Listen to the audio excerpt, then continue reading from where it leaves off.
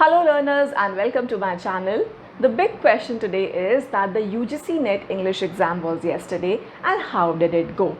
Now before we move on to the discussion of the previous year paper, one very important announcement to make that I have is that 80% of the questions in the yesterday's paper in June 2024 attempt, they were from my online course. If you want to enroll in that, then all you have to do is you can either call on the number showing above, or you can just go to my website thyankitajain.com where you will find everything.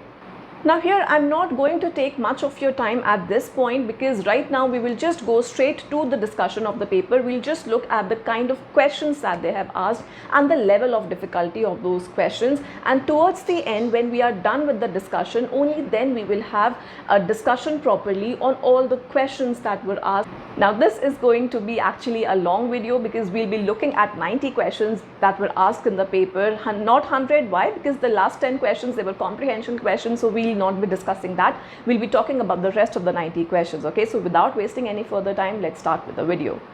So let's start with our discussion of the paper. The first question, as you can see, is from literary theory itself, something that I have been emphasizing, that literary theory is one section which has been gaining importance in the recent years. They ask a lot of questions from literary theory. You just have to watch my previous videos to know this. So they were simply asking that who of this is not associated with the Cambridge School of Critics. Now Cambridge School of Critics is a very famous thing that we talk about in literary theory, associated with new criticism. This is something that I do take up in my online lectures. So if you had prepared for literary theory for new criticism, then you would know that Kenneth Burke was the only one who would not be a part, who would not be associated with this Cambridge School, because F.R. Lewis, his wife was Q.D. Lewis, so they were associated with the school, and then we had William Empson as well. Moving on to the next question, we have Patrick White. Patrick White is a very famous name when it comes to Australian literature. Again, somebody that we do take up in our online lectures. So he is from Australian literature. Next is, yes, this is a question which I do not take up in my lectures online because this is something of an obscure question which I think many might not know about. So this is the one that I'm not sure that many people would have attempted knowing the answer to this one. Next one, again a very simple question here, that which of the following does not fall in the category of morality plays. Morality plays is something that I take up when I discuss the history of drama in my online lectures. So from that, in fact, I have given a list of morality plays to my students, so they would have known for sure that the Castle of Perseverance, Mankind, and Mind, Will, and Understanding, the other name for which is actually Wisdom, they are all morality plays. The only one here which is not is The City Heiress. Now, annotated bibliography is from research methodology. Again, a very simple question, something that again my students would know, that annotated bibliography is simply a brief summary that states the importance of the works cited or referred to in the research. So this actually would have been the correct answer. So it's a bibliography where you are giving your sources, but then with each source you are also writing a brief summary of that particular source that you have actually referred to in the research or cited in the research. Okay, that is annotated bibliography, a very simple question. Next one here is the Dalit Panthers movement, again from Indian literature, from Dalit literature. Dalit literature is something that I take up separately in my online lectures. I have a separate section on Dalit literature because this is certainly an important topic. So this movement, it was certainly influenced by the Black Panthers movement. This is correct.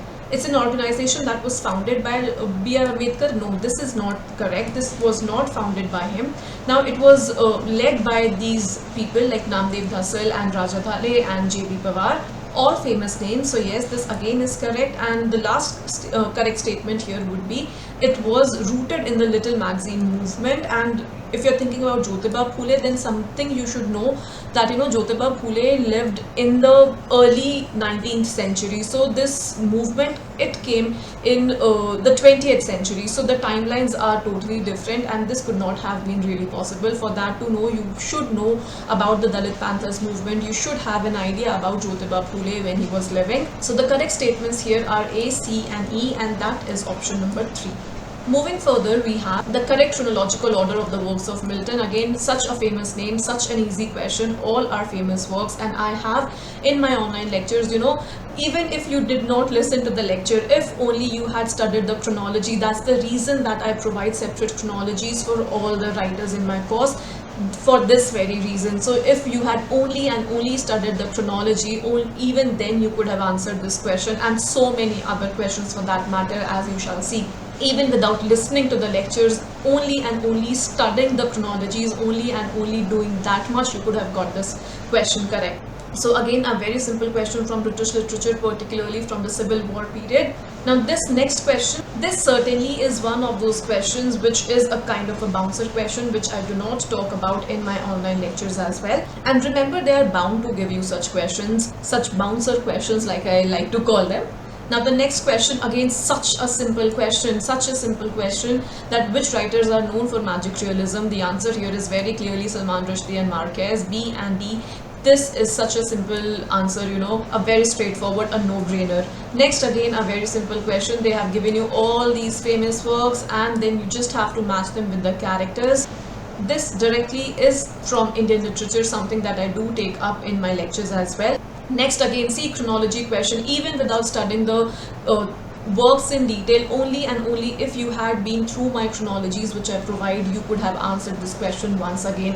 Amitabh Ghosh, such a famous name, and all his famous work I have mentioned each and every work in the chronology. You could have answered this very simply. Moving on to the next question. There is first the literature of knowledge. They've given this quotation, and now when I was reading this question paper for the very first time, I actually did not know that from where this quotation has been taken, but then here I just used my brains. I just read the quotation very thoroughly and I realized that the kind of language that is being used is not something that Pope or Johnson or Sidney would write, because see, Sidney was writing in the Elizabethan period when it was a different time altogether. Alexander Pope and Johnson were in the Enlightenment period and they used to write in a different way. I'm sure you have studied their works while you were preparing, and Pope, you know, living in that neoclassical age, it was that heroic couplet, very embellished kind of a language. And now when I read this line, it strikes me, you know, something as very simple, and this kind of vocabulary, the first is a rudder, this just struck me as something that the three of them could not have used, and that is why I took a guess here that it should be Thomas de Quincey. And when I checked it online, it indeed was Thomas de Quincey. Although Thomas de Quincey is somebody that I do talk about in my online lectures as well. Now this next question is again something about the Indian Constitution that relates to the official language of the Union. So this is something that I had not talked about in my lectures, but then this is something that I'm thinking of introducing in my lectures.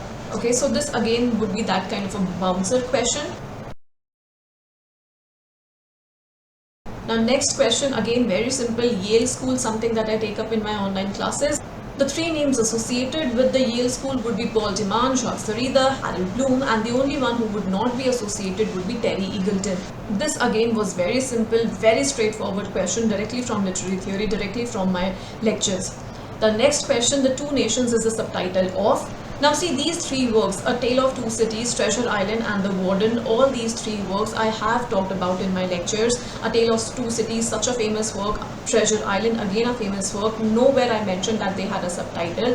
For Anthony Trollope's The Warden, I have actually given this name again in my chronology. It was actually a part of a series that Trollope had written titled The Chronicles of Barsetshire, and The Warden was one of the works there. So I had not mentioned that it had a subtitle, okay. So the only option again would have been Benjamin Disraeli's Sybil. That here is the answer, right? So again, if you had a knowledge of these other works, you could have written this correctly. Moving on to the next question, again a very simple one. I'll tell you why. Because strung rhythm, very famous, clearly associated with G.M. Hopkins. Now C matched with 2 is only in this one option. You don't even have to think about the others, and directly option number 4 becomes the right answer. Now next here is again a simple question. I'll tell you why again. Sacred Games, it was made into a series by Netflix which starred Saif Ali Khan, if you remember, and if you watched that, then you know there is a natural curiosity to know more about that work. So if you had known about Sacred Games, then you would know that it's actually written by Vikram Chandra. If you had been up to date with your popular culture, then you would have known that Vikram Chandra ne likha tha ye wala work. So Sacred Games by Vikram Chandra, C matched with 1 is only in just one option here, so very straightforward. This again would have been the answer. Next is, who among the following used untranslatableness in his famous work? The answer here is actually Coleridge in Biographia Literaria, and he had used this term in relation to the works of William Wordsworth. Okay, so the answer here would have been 3. Now again, the correct chronological sequence of the Dalit women writers, I talk about these writers in my online lectures. I have again in the chronology, even if you had not listened to the lectures, only and only if you had been through my chronologies, then you again would have been able to answer this question, where you just had to arrange them in the order of their birth. So when I'm giving you any writers in my lectures, when I'm writing them in the chronologies, I always arrange them chronologically for this precise reason, and this is something that I have been emphasizing a lot, be it in my YouTube lectures, be it in my online lectures. I keep telling this to my students that chronologies are very important, you have to know them. See, again a case in point here. Next, another chronological question. Now you have to arrange these Indian writers in the order of their birth. Very simple, because all of these are famous writers, all of them I talk about in my online lectures. So a very straightforward, simple question. Next is again from B.R. Ambedkar, from Dalit literature, and in turn from Indian literature, Annihilation of Caste, again something that I do take up in my online classes. So a very simple one here. Next is again from popular culture. You just have to know about these movies. You'll just have to think about it, that sabse pehle kaun si aayi thi and kaun si nahi. And then again, I think you should have been able to answer this particular question as well. Now next question, again a simple one. Again I'll tell you why. Because collocation, even if I do not talk about it, or even if you did not know about these other words, collocation is one word that I do take up in my online lectures. And collocation is actually matched with, it's actually a group of words that are habitually juxtaposed. Okay, so C matched with 4 is again in just one option, that is 4, and even if you knew just one, you could have answered this question. Next, again such a simple question, you just had to arrange these periods chronologically. So the first one we have is the Jacobean age, then we have the Caroline age, then we'll have the Commonwealth period, then we'll have the Restoration, and then we'll have the Augustan age. Okay, Jacobean age is when James I was the king, then Caroline age is when Charles I was the king, and after his name we have Caroline. From Charles comes Caroline. Then we have the Commonwealth when Oliver Cromwell was ruling, that civil war and the interregnum period from 1642 to 1660. Now next we had the Restoration age, and then the Augustan age, or the Enlightenment age, or the Neoclassical age, different names for the very same age, right? So this is again a very simple question. Moving further, we have the next one. He who works for sweetness and light united works to make reason and the will of God prevail. Again, I did not know this exact quotation, to be very honest with you, but then again I just simply made use of my brains, and I thought that who would write such a line where the will of the God is being talked about. Then I realized that I don't think that Kristeva or Raymond Williams or Freud would have written this. This is something which would have been prevalent in the olden times, and especially during these Victorian times and all those previous times when that religion was still a dominant force somewhat. And then I realized that it should have been Matthew Arnold's Culture and Anarchy, and when I looked it online, I certainly was correct. So the answer here is definitely Arnold's Culture and Anarchy. The next question, again a very simple question here. Again, I'll tell you why, because first of all these are very famous concepts, all that I talk about in my lectures, but you just had to guess one. And if I guess carnivalization, which is by Bakhtin, very famous, then B matched with 3 is just in one of the options here, which is option number 2. So this should have been the answer, and remember, this again is from literary theory. Next question, who's not associated with the Cockney school of poetry? The Cockney school actually was not a flattering term that was used by a particular group of writers, which I do take up in my literary movements block. Now one of the writers who's not associated here would be William Blake. See, these all they would be kind of contemporaries, but William Blake was a romantic, and he came before them, much before them. So the one who would not be associated with this particular school, Cockney school, would be William Blake. So this is literary movements, this is also romantic age. Okay, Now next question, they gave you this quotation and then you had to match them. Now just read the quotation. Therefore compare we the poet with the historian and with the moral philosopher, and if we go beyond them both, no other skill can match him. Now I actually just did not know about this exact quotation, but I knew that Philip Sidney in his defense of poetry had made this comparison of the poet with the historian and the moral philosopher. So you see, again, what I'm trying to say here is that you do not have to know the exact quotation, you just have to know about what they have said, right? And then you just read the sentence and then you try to arrive, okay, this person had said this, ye cheez unhone iske bare mein boli thi, even if you did not know the exact quotation. So I knew that Sidney had said this, and that is why I took as in, I knew that it is from Defense of Poetry or An Apology for Poetry, the same thing, by Philip Sidney. So this is from Literary Criticism, one of the questions from there. Now next question is from ancient Indian literature, okay, Dhananjay in Dasharupa or Dasharupakam. It's actually a work on theatre. Now this is something that I do not take up in my online lectures, but having said that, I do talk about other ancient Indian writers, like for example, I do talk about Shudrak, Ilango Adikal, Panini, Bhartrhari, and so many others. But even then, Dhananjay, I'll add this very soon to my online lectures. If they've asked it here, I'll just add one more name to that list. So that's not a big deal because I keep on regularly updating my lectures. It's not just static that I've made it once and they will be there for eternity. That's not really going to happen. I keep on checking everything and I keep on updating them very, very regularly. And that's one of the things that my students love about the course. Now next question, who among the following was not a leading figure of new criticism? Now I'm not really sure about this particular question, the reason being because all of these figures were famous names in new criticism. So I cannot really say what to do about this one, which is the answer, or I think it might just get dropped. Moving on further, we have who among the following was not associated with the movement poetry, again a famous movement in literature, named movement itself, something that I do take up in my online lectures. Next is from Research Methodology. That was the latest edition of the Chicago Manual of Style. This is the 17th edition, which is the latest one.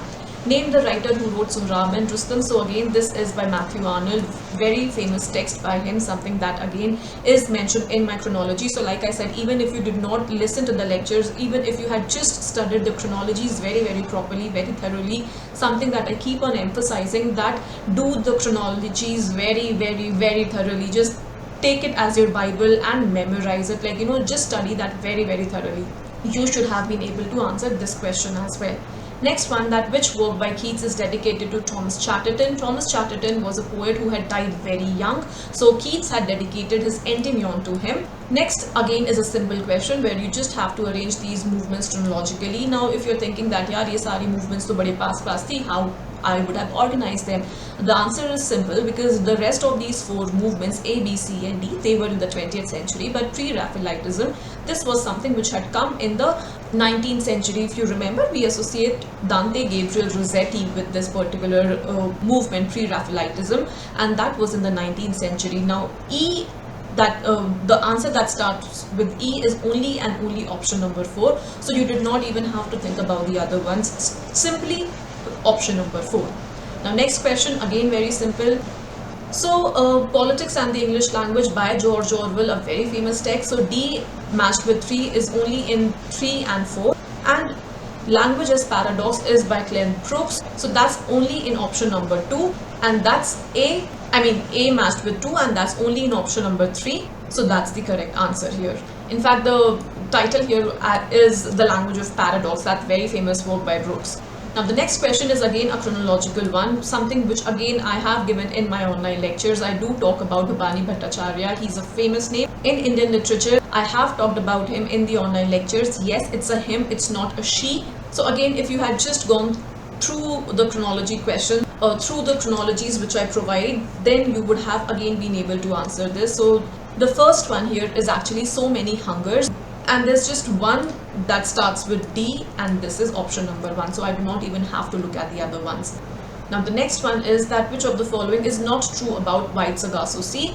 So if you remember, White Sargasso Sea is actually the novel which takes Bertha Mason, the Mad Woman in the Attic, from Jane Eyre by Charlotte Bronte, and here in White Sargasso Sea she is actually named Antoinette, so that is the work. So again a very simple straightforward question. And if you're wondering for the answer to this question, now it was yes, published in 1966. That's correct. Its theme and main character is taken from Jane Eyre, like I just said. The action of the novel does not take place in South Africa. It's actually one part of it takes place in Jamaica, which is in the Caribbean. And yes, the name of Antoinette's mother is Annette. Now this is a work which I do talk about in my lectures. So again, this would have been a simple question. Next is under whose presidency Penn International, that's an association of these writers and playwrights and editors, was founded by Mrs. Dawson Scott in 1921. The answer to this is John Galsworthy, one of the writers again that I take up in my lectures. The next one is from research methodology. This is something that I have told in the online lectures as well, that they will give you an entry and you would have to put that in the correct format. So I have given my students with example so that they know that what is the correct way to write or to cite these references according to the latest MLA handbook as well. So again, this is a simple and a straightforward question. Now again, you have to arrange these writers in the chronological order, all the writers being talked about in the online lectures. So simple one. The next question is that which of these writers refers to Byron's works as monstrous combinations of horrors, mockery, lewdness and impiety? That's actually Robert Southey. See, Robert Southey did not like these writers that he associated or what he termed as the satanic school of poetry. Okay, so this is satanic school of poetry is something that I do talk about in the literary movements. Robert Southey was not somebody who liked, for example, Byron or his works, okay, for these very same reasons that he says here, okay. So this is something which I very clearly talk about in my online lecture. So very simple, straightforward question. Now, which of the following will allow you to avoid plagiarism? This is from research methodology. See, what is plagiarism? Plagiarism is when you are let's say you are writing a paper and you are using somebody else's resources, you are using somebody else's work and passing it as your own without giving them any due credit. That is what plagiarism is, and this is something which is highly unethical. Now, if you have to avoid that, what you will do? That's the question. So you will use paraphrases or quotes by other sources in your own name? No, that's not what you would do.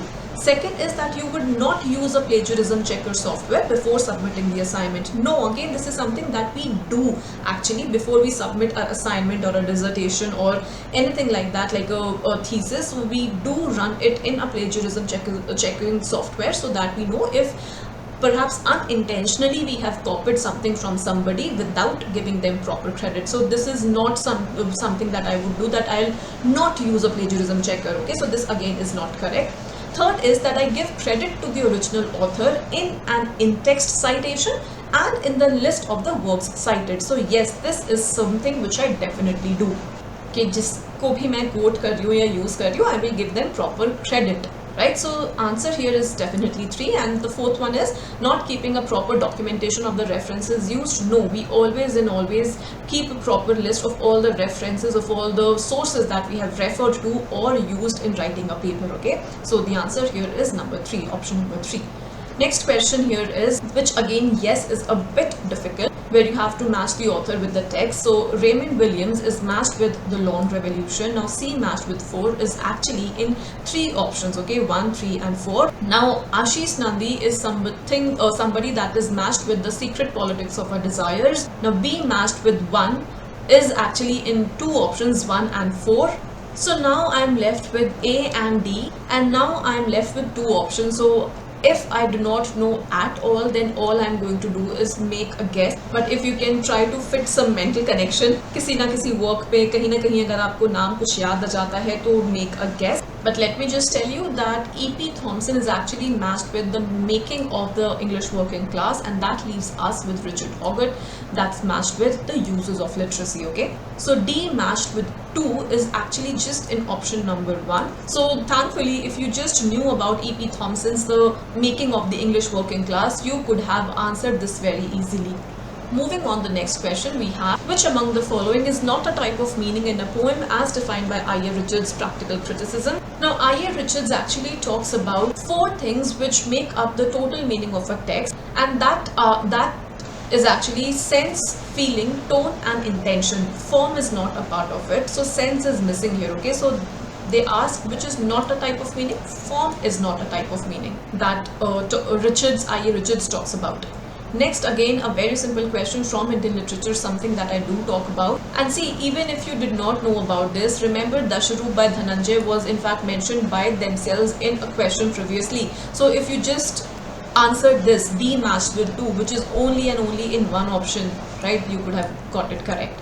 Now second is again a very simple, very straightforward. They have given you pseudonyms and you have to match them with the original ones. So Charles Dodson is actually Lewis Carroll here. Then Mary Ann Evans is George Eliot. Eric Arthur Blair is actually George Orwell, and Samuel Clemens is Mark Twain. Very simple, very straightforward question.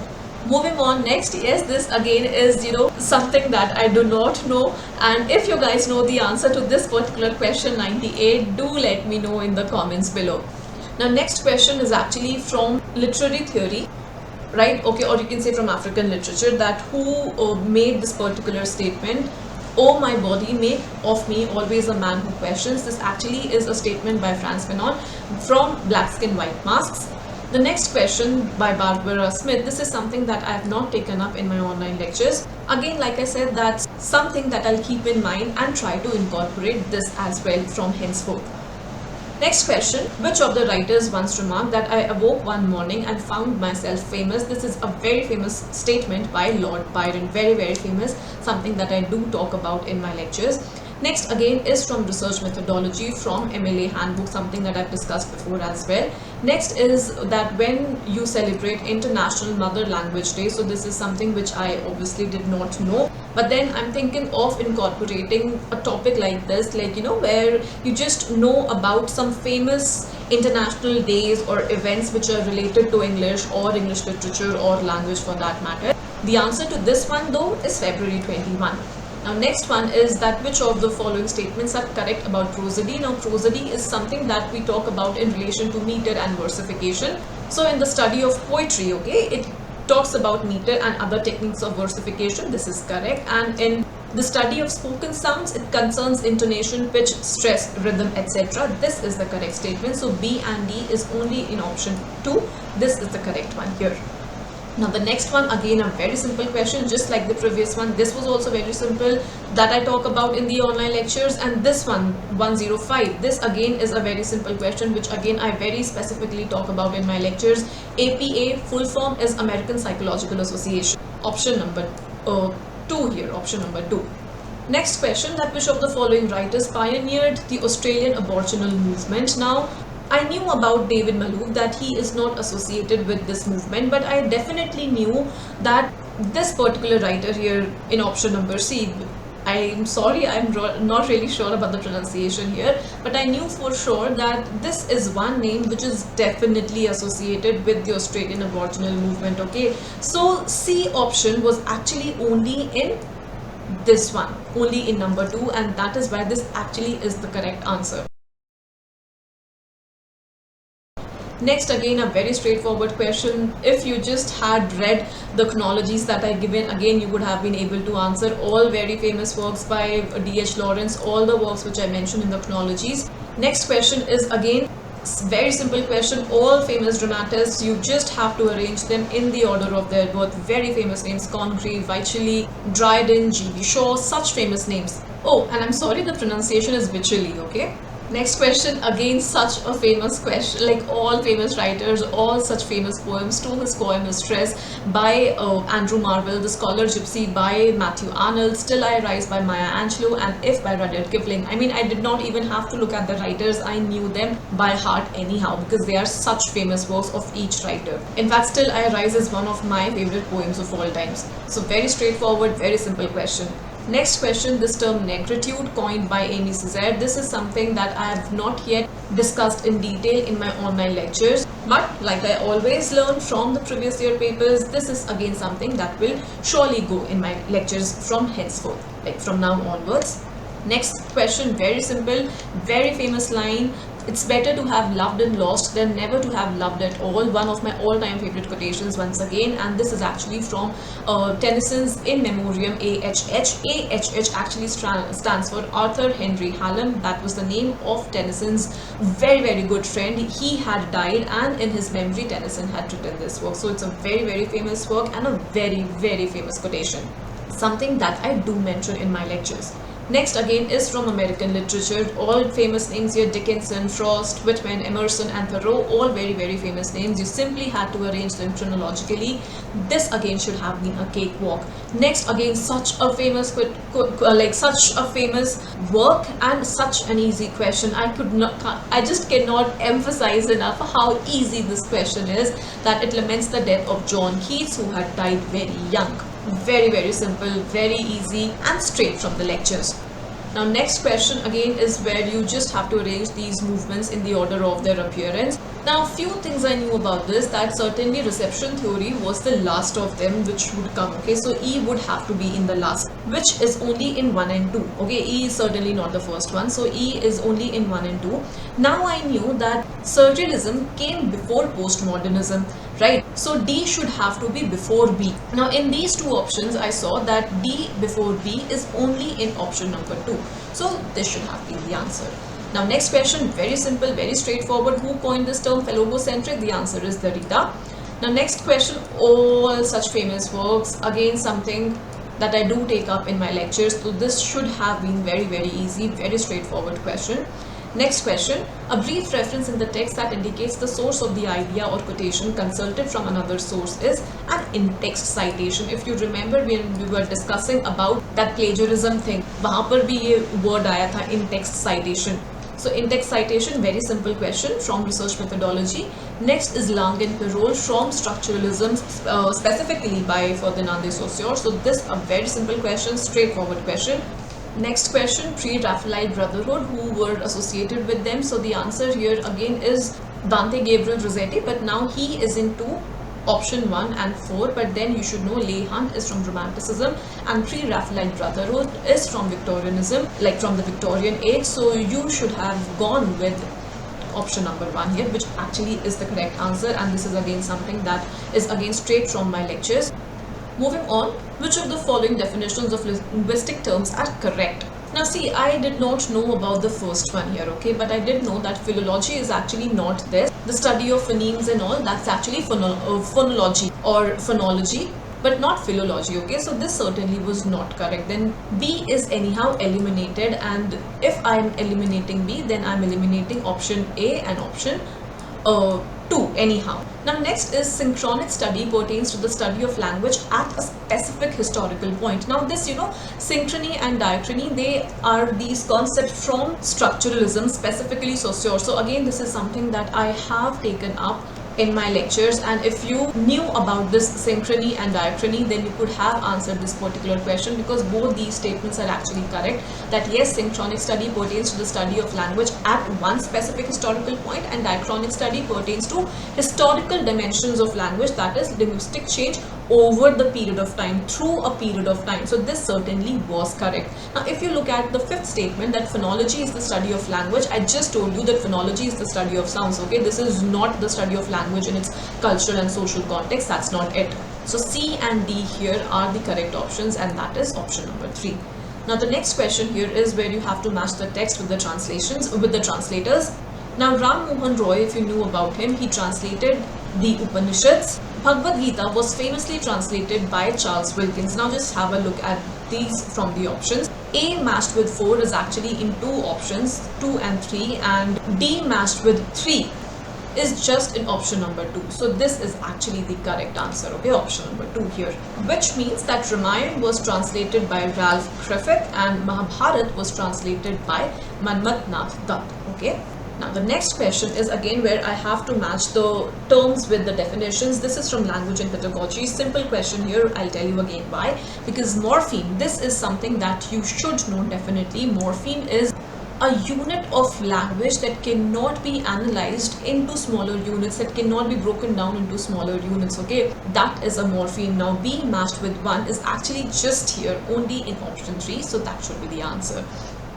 Coming to the next one, so even if you do not know about these other words, although encomium is something, if you watched my YouTube lectures, you should know I have one of the shorts on encomium. So if you knew about, if you had seen those YouTube shorts, you could have answered this question.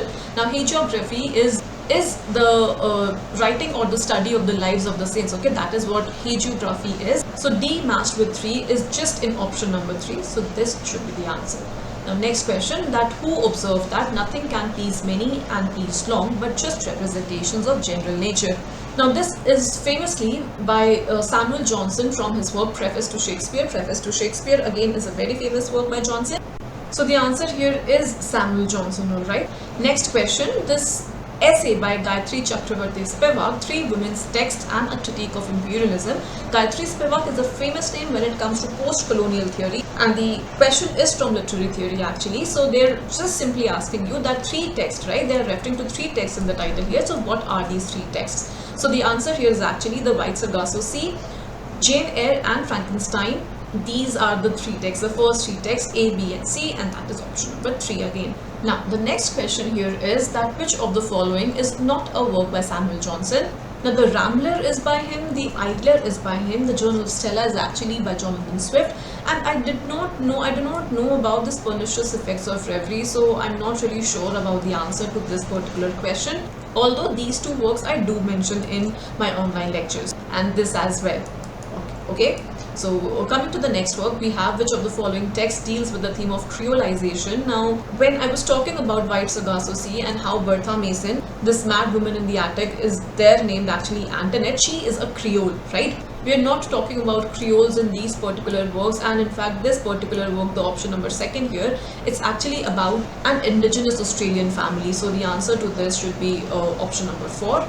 Moving to the next one, you're simply asked to put these all very famous works, all famous texts in feminism in chronological order. Now again for this question, if I did not know about all the works, I at least know this much. If I don't know the exact dates, I at least knew this much, that out of all these writers, Virginia Woolf is the one who came the first, okay? All these writers came later. So if I start with Virginia Woolf's A Room of One's Own, starting with C, that's just one option here, option number 2. So this should be the answer.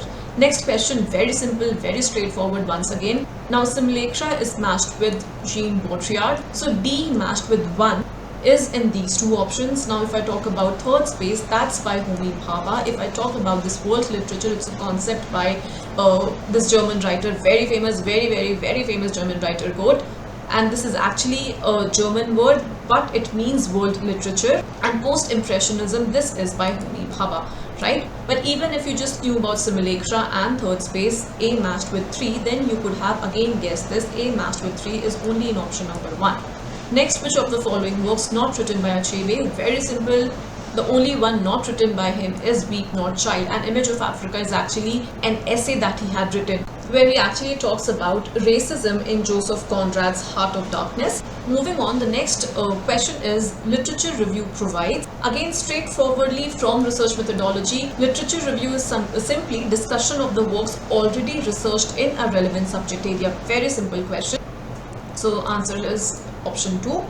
Next work is again where you just have to arrange all these writers in a chronological sequence. Now I did not know about option B and D, okay, but I knew about these works A, C and E, something which I also mentioned in my chronologies in my online lectures. So from there I knew that first would be E, then would be C and then would be A. So I would just look for that particular chronology कि पहले E आएगा, फिर C आएगा और फिर A आएगा. Now if you look at that, only E would suffice because यहाँ पर E is at the last not possible, E last not possible, okay, and E after A and C again not possible. So this certainly would have been the answer because I definitely knew about these three works A, C and E. Even if I did not know about B and D, so you do not have to know about each work sometimes. You just have to again use your brain and just try to arrive at the answer like this. Next question from the Oxford movement, a famous movement. Who was not a proponent of the Oxford movement? The answer here is simply Charles Kingsley. This is something that I do take up online. Next, that again you have to arrange the works in a chronological sequence, all famous works.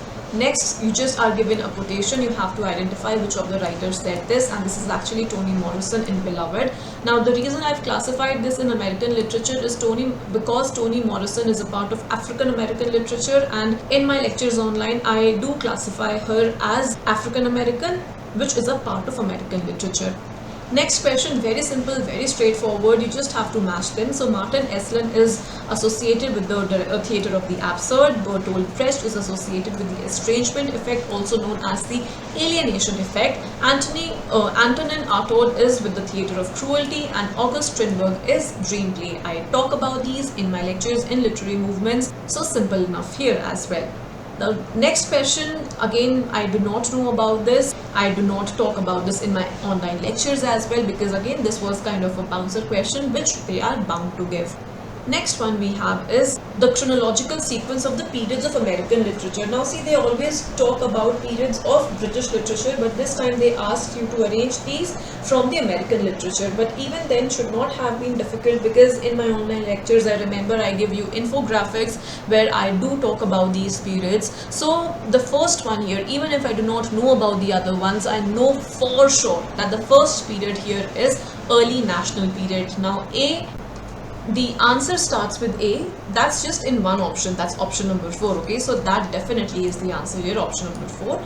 Next question is again a chronological sequence of Girish Karnad's work. Girish Karnad, a very famous Indian dramatist, a playwright, somebody that I do take up in my online lectures. So this again should have been very simple, very straightforward question. And last one here, very, very simple. Once again, Oh Captain, My Captain is a tribute by Walt Whitman to Abraham Lincoln. This is very famous, very simple. Okay, so the answer here is Abraham Lincoln. Now that you guys have looked at the questions, I'll say this, that the paper definitely was on the easier side. The questions were very straightforward. Even the chronology questions that they had given to you, they were not these obscure names. Even when it come to the writers or it came to the works, they were not at all obscure. For majority of them, like for the majority of them, if you had prepared thoroughly this time, then the chances are that you could really have done it well, because trust me, the paper was very simple. The chronology questions, the list matching questions were simple. Why? Because